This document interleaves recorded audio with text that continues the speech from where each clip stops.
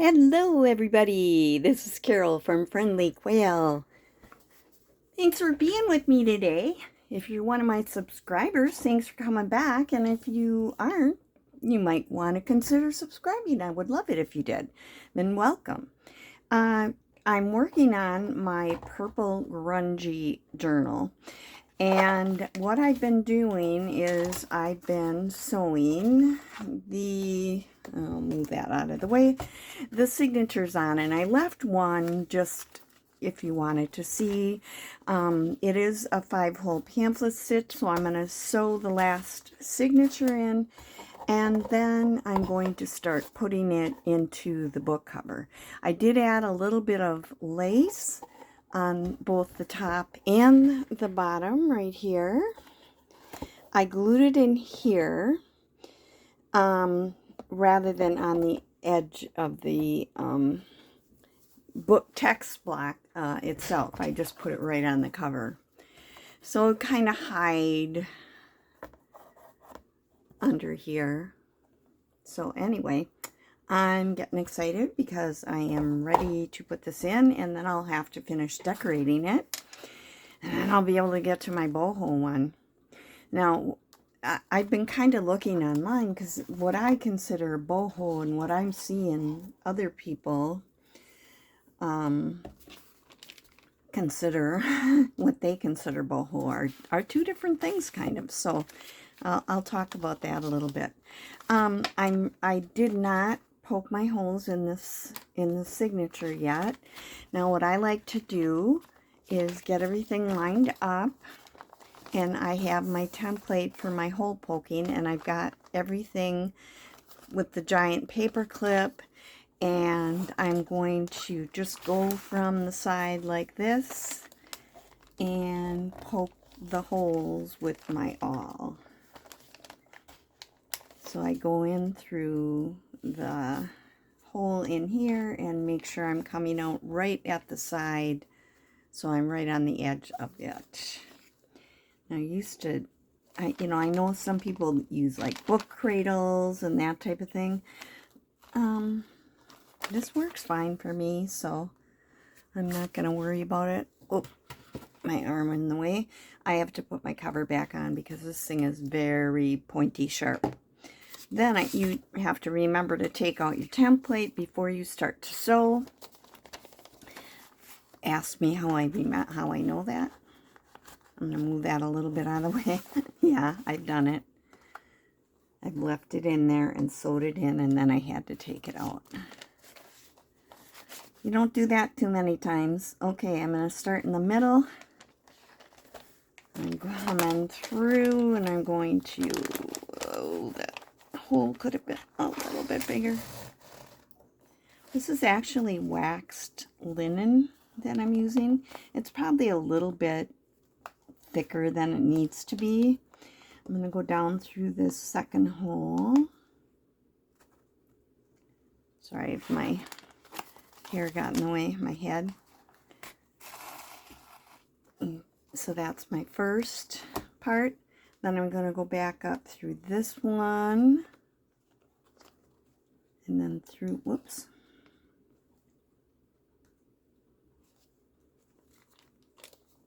Through to the center.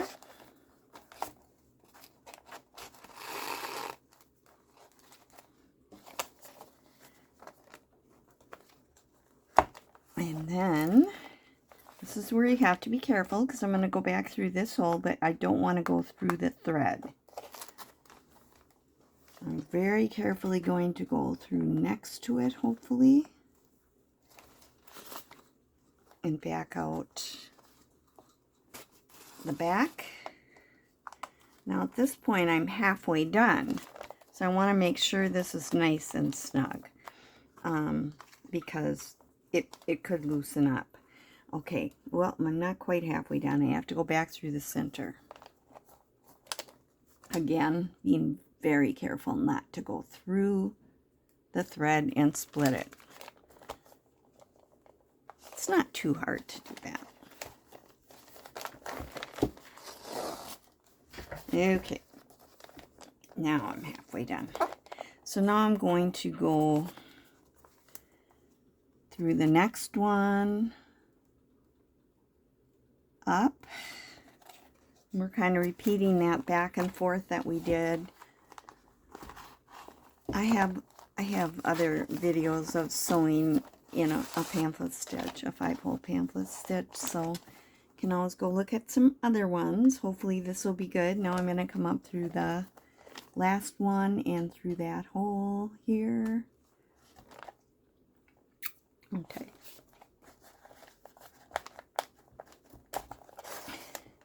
Again, I'm going to make sure that I'm pulling that nice and snug.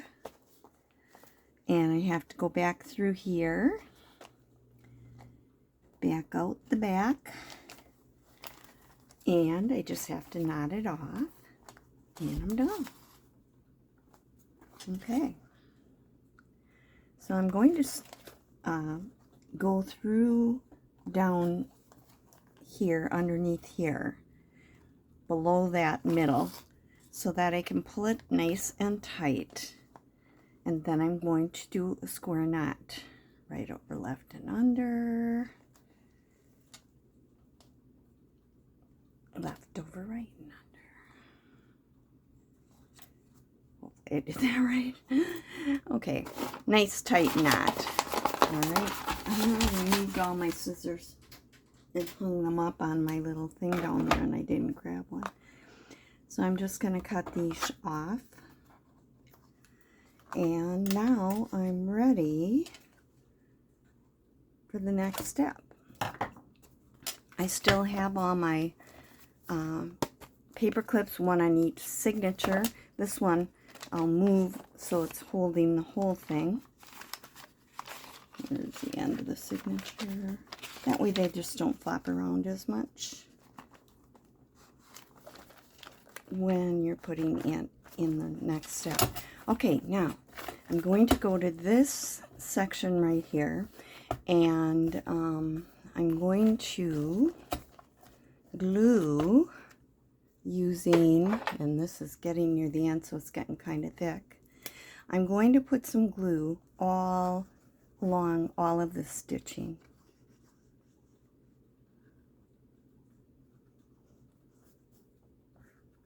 And get lots of glue in there, because that is going to hold that in case. I don't think this will break, but if it ever did,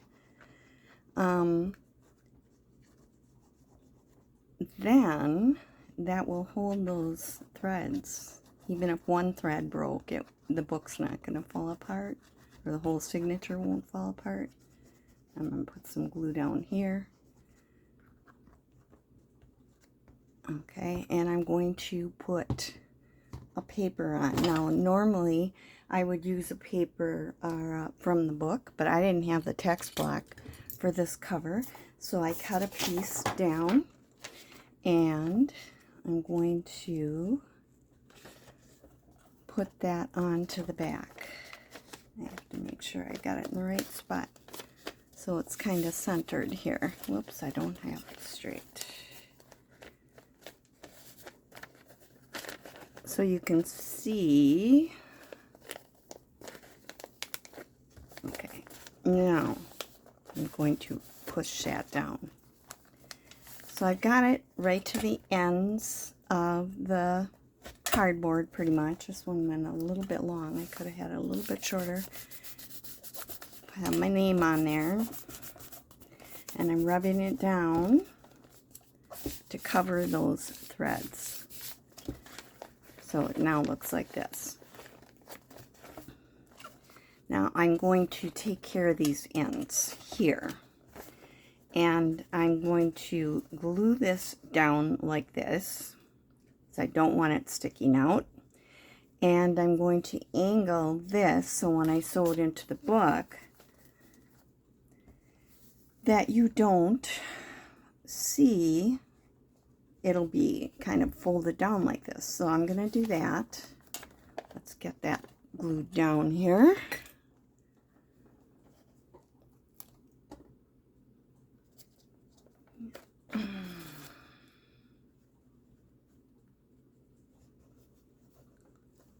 Push that on. and glue it.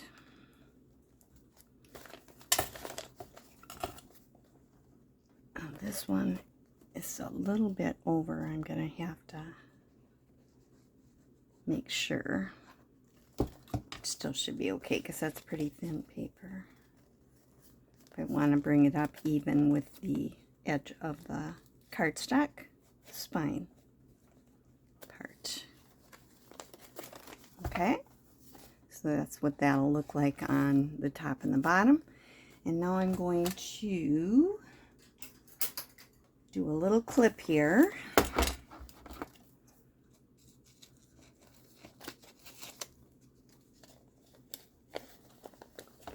I'm just going to cut part of this off.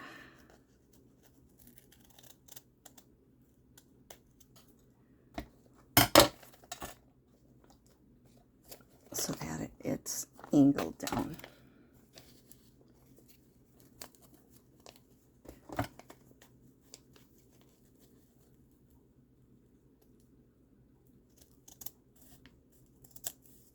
Okay. I can actually cut this part off, even with this edge here.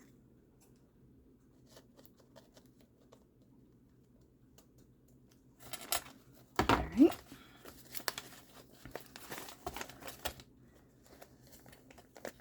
Anyway, I started talking about boho, and my husband his ancestry is Bohemian, which is now, Bohemia was divided up after World War I, and part became Czechoslovakia, and part of it became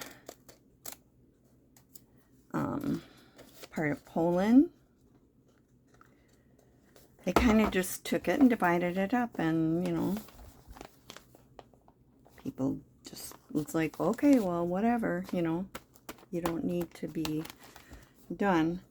Now, I'm not quite ready to glue this in yet. This part here won't be glued, but I also want it to be dry, and I can still feel it's a little cold. So I'm going to cover up my glue for a minute there. Anyway, Bohemian to me is kind of like, you know, flashy and gypsy and, you know, that type of thing. And when I made what I call a Bohemian journal, I really just I don't know. I use bright colors, things that look gypsy kind of to me. So, that's what I'm going to do when I do my purple boho journal. Okay, now, making sure that I have top up. I'm going to slide it into here, and I made sure that my whole spine fits down into that. I don't want it to stick up here, because then this will not open and close properly. So I want to get that really in there. Now, one thing you can do is, once you get it in there, you can actually hold it in place to make sure you've got it where you want it. I think I need to move this a little bit down, just a bit.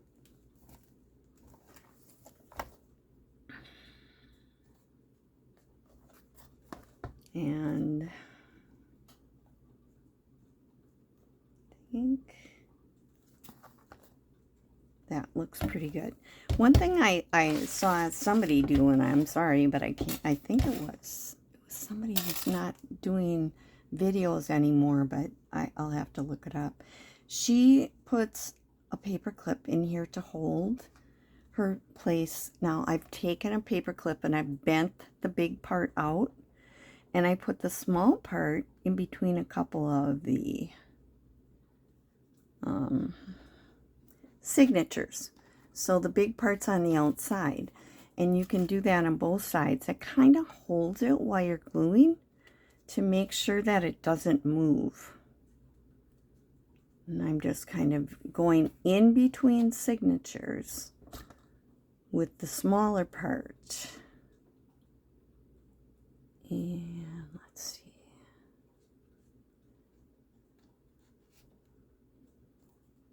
see. And that will just kind of hold it in place while I glue it. So you can see where I've got, whoops, I didn't have that one in quite right. This one. I put it in upside down, that's why. Slide the small part in, leave the big part on the outside like that. Now it's kind of holding my book where I want it to be. So it makes it a little bit easier to glue, because now I can glue this down and I know that that's going to be, the book is in the right place. So I'll start with the paper. And I'm going to glue that. Just need a little bit. I'll spread it. And I like to have this kind of at an angle a little bit when I put that in.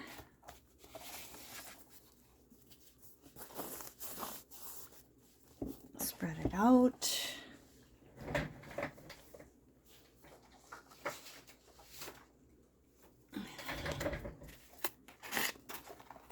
Grab a card, put that in.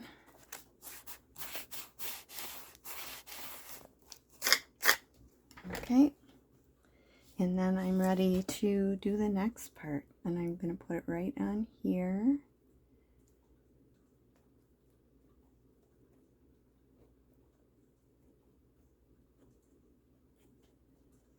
Now sometimes I have to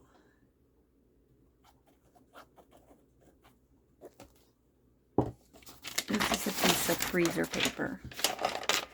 I'm going to put that like this, so any glue that comes out or anything would stick in.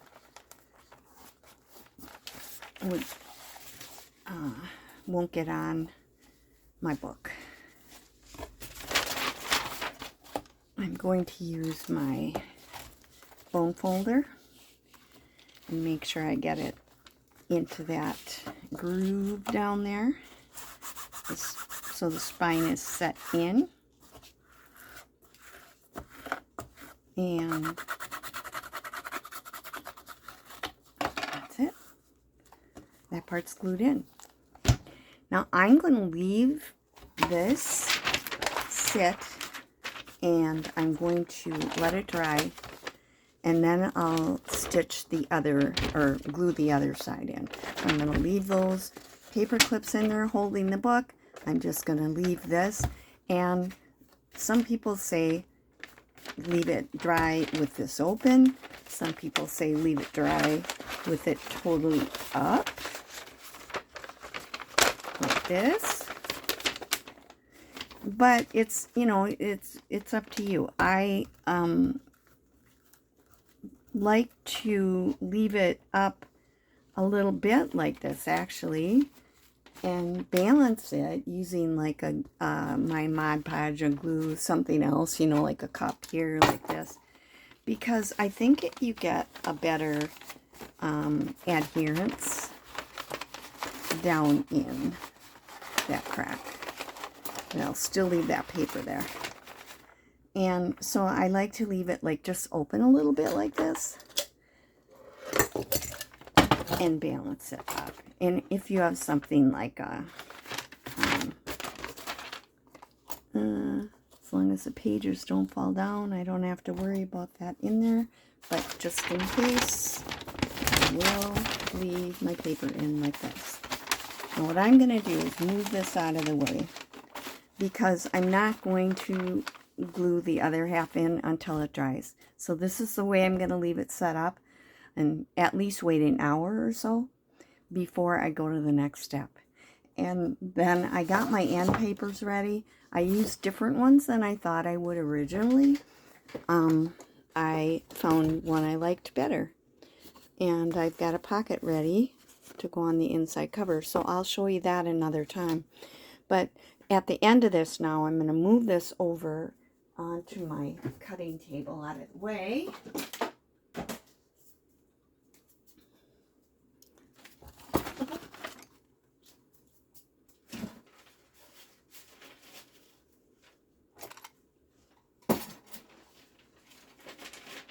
Okay, and I'm going to show you some things, kind of a haul that I got. I went and I went to the Goodwill bookstore. Now they don't have, I mean, they're not cheap there, they're $10, but I bought 2 books. These were volumes of Dickens's work. So they're falling apart. This one has Great Expectations. They have this cover page here, 1892. This book has Great Expectations, Little Dorrit, and Martin Chuzzlewit, published in 1892. This one has a little bit of damage to the cover. It's been gouged, which would have to be fixed. But this one is also same year. Volume 3, Nicholas Nickleby, Christmas Books, A Tale of Two Cities, Dombey and Son. And so it has the Christmas books in here. So there's like A Christmas Carol and that type of thing. Now the paper isn't the greatest. It's kind of, it breaks pretty easily. So any of, I'm not sure how much of this paper I'd be able to use if I made this into a journal. But I would be able to use it in ephemera. So this is pretty big for me. My usual book size is like this. So I'm going to try a bigger journal. I told Anna from Made by Granat that I was going to try a big journal. Now, for me, this is big. For her, this is only medium size. She makes really big ones. But I thought I would try to do a Christmas journal out of one and do something else if I use the other one. But this is just fun books. Now, those I bought at Goodwill Bookstore. And I didn't find a whole lot, but I did find something on Marketplace. And this is only a small portion of what I got. I just took out some samples to show you. I have a whole stack of these. They're printed in London in 1824, Evangelical Rambler.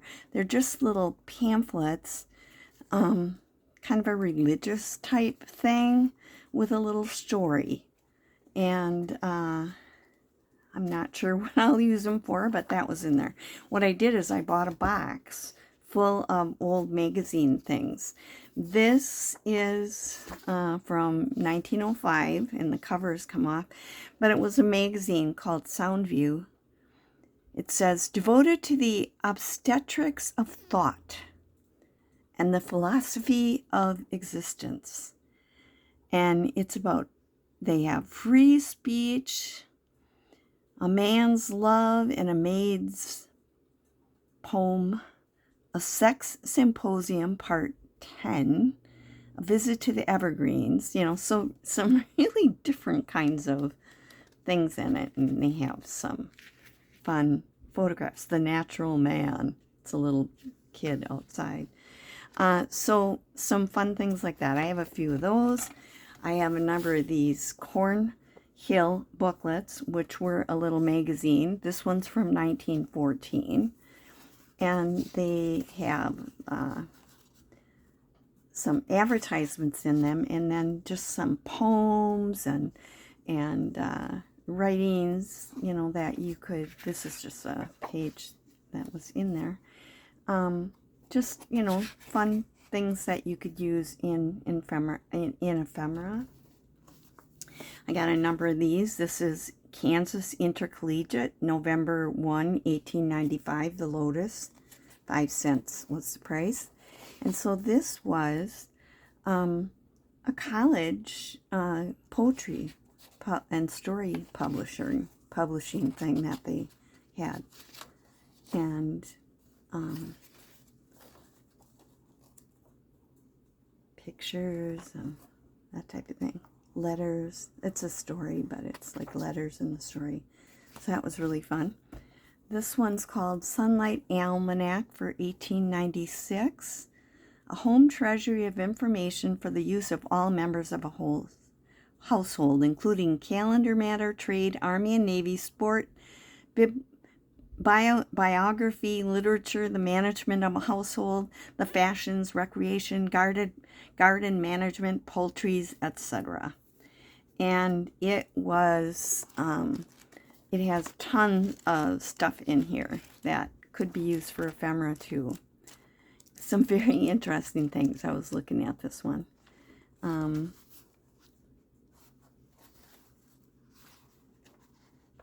There's a lady's treasure of, it's like, it says peaches, love, gaiety, to be in the midst of it means some perplexity is in store. You know, it's like little, what do you call it? Fortunes or something. Sunlight soap and how to use it. A service coat, from a service coat to a tea gown. So all kinds of little things, and there's a lot of pictures in there. This is Great Songs. This is copyright 1906. Cream of Song. And it's all music.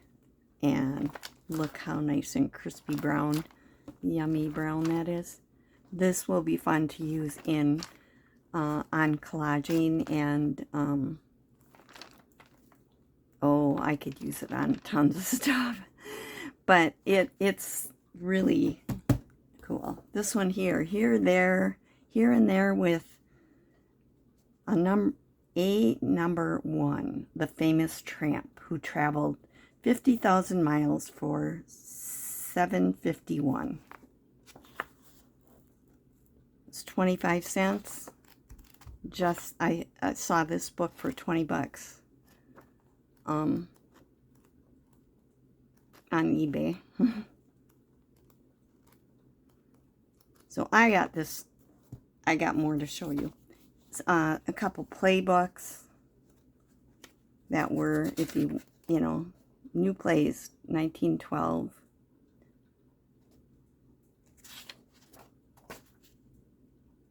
It was published in 1912. This was another magazine. The cover's coming off, The Optimist. I remember my dad having some of these. This was actually sewed by hand through both signatures with a pamphlet stitch.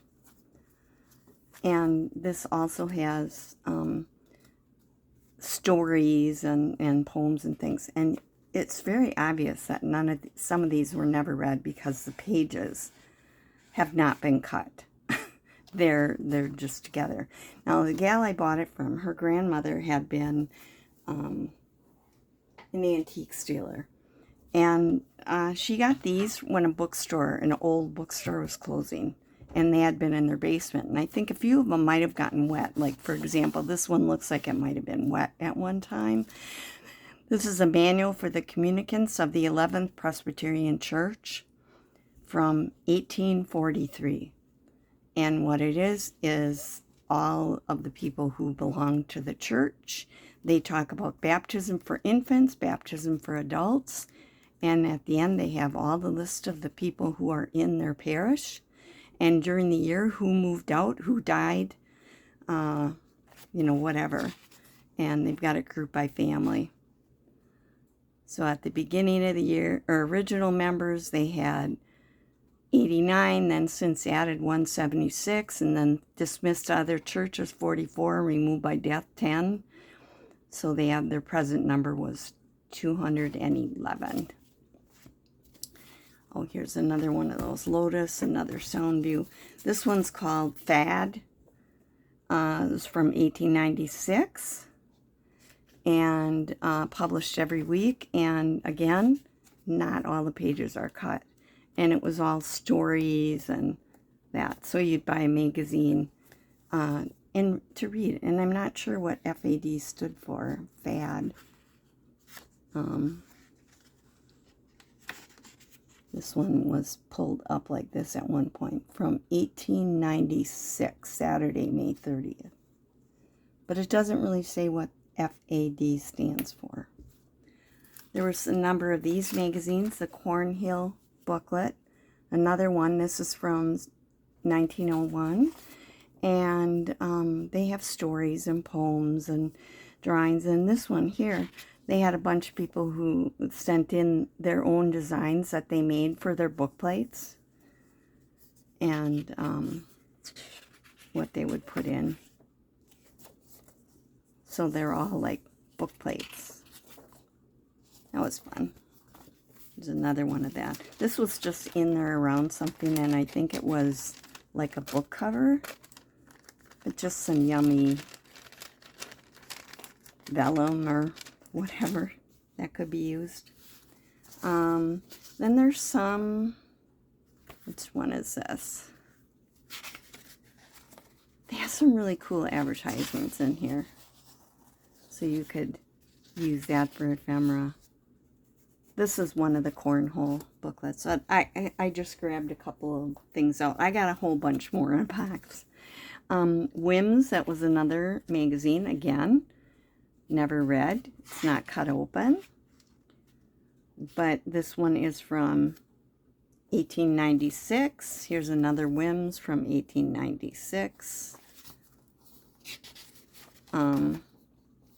Again, stories, pictures, ads. Now these, I got a stack of these. Very interesting. This is from the Church of Latter-day Saints, or what we tend to shorten to Mormons, the Mormon Church. And it was published for the women in their church. And they have ads, like this is a great ad for Baker's Cocoa. They have stories and poems, religious articles, things about women and their work, and our debt to philosophy.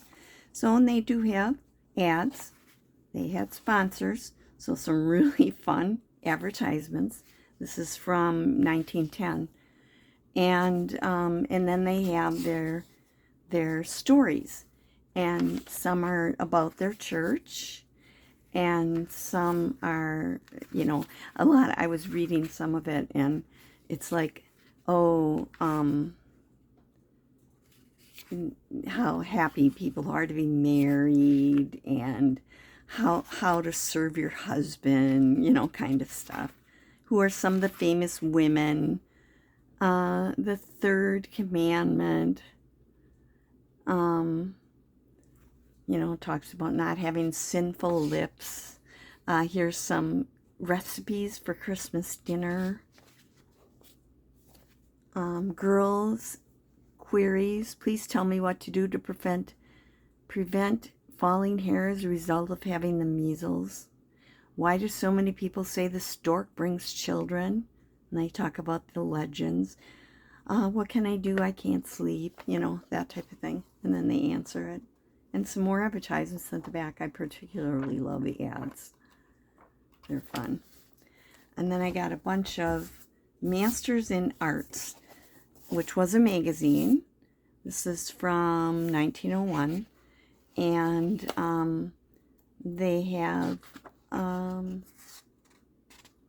this says Florentine School. You know, they have ads as well.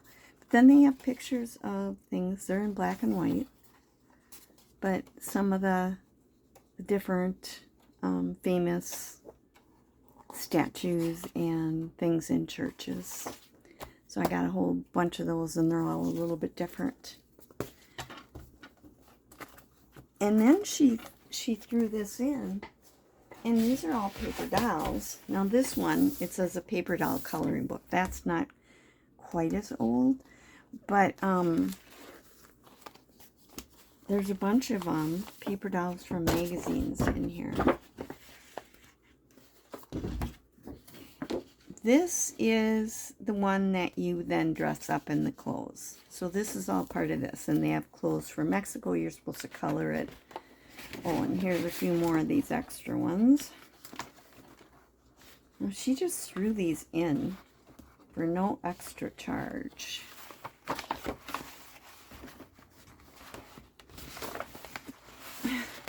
This is the rest of the book. They have different things. They have a little bag to put the clothes in, so when you're playing with your dolls. I do not know like how old this is, but these have,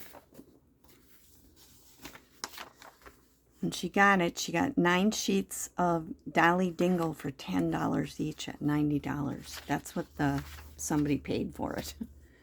This is Dolly Dingle. Looks like a Campbell's kid to me. Very similar to that.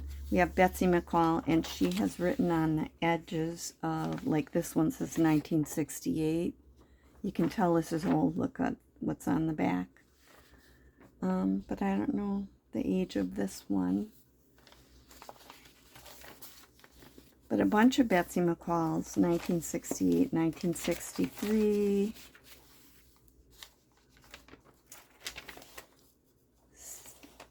53, 52. That's almost as old as I am. I was born in 51. 53. I remember having Betsy McCall in McCall's magazine that my mom had when she was little, and we used to cut them out. This is a whole like little booklet of things.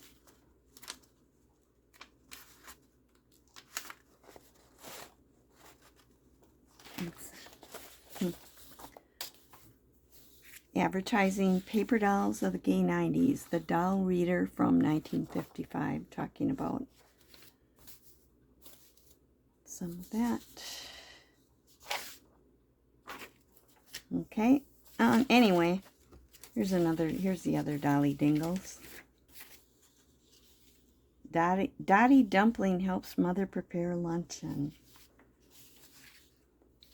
This is Army and Navy Cousins from 1917. The Eskimo Twins from 1922.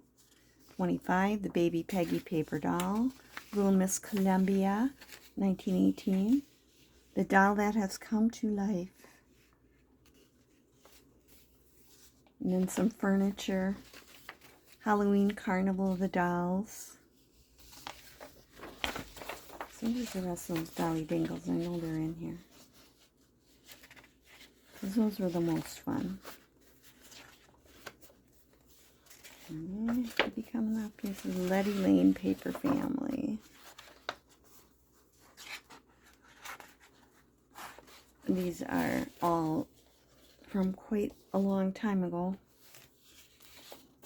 Here's Dolly Dingle. This is Kitty Puss. Dolly Dingle's boy doll Donald. They dress him up for Santa. It was from 1922, December.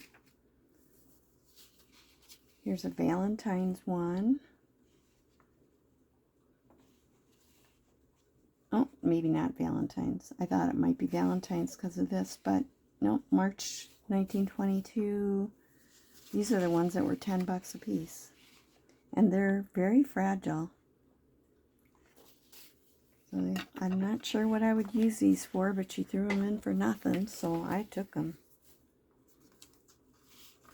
Because I didn't pay very much for the box of stuff to begin with. So, lots of fun stuff. So that was my haul. I haven't been to too many thrift stores or anything lately, but I still ended up with having a haul. So, thanks for being with me today. Hope I didn't go on too long. And I'll be back finishing the Purple Grungy in the next video. Thanks for being with me today. This is Carol from Friendly Quail saying bye.